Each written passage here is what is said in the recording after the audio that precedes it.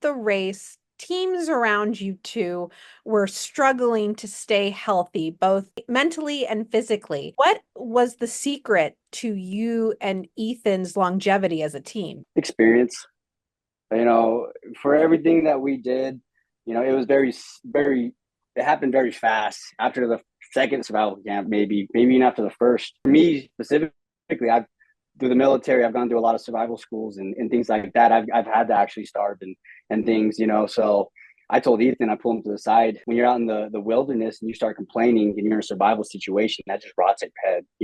It just sits there and it gets bigger and bigger. And it did happen to all those folks. I saw a lot of them just kind of act ways I haven't seen people act in a long time. I can see those things, those type of experiences coming out and how they're reacting, where I haven't seen people act like that since early military days. Experience completely, even just when me growing up on the reservation, hunting, fishing, the fact that the river guys didn't know how to fish.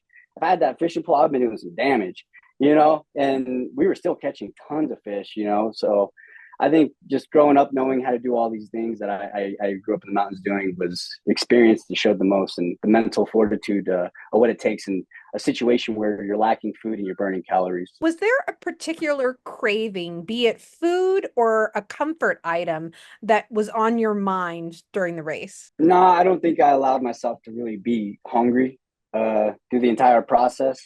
I just wouldn't admit it. Like, you won't ever see us on the TV saying we're starving or we're hungry.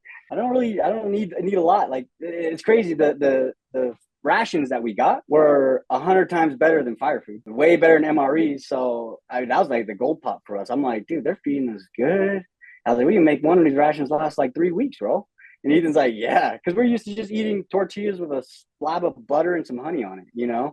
I've had that before on fires and working a full shift. Like, it was just different.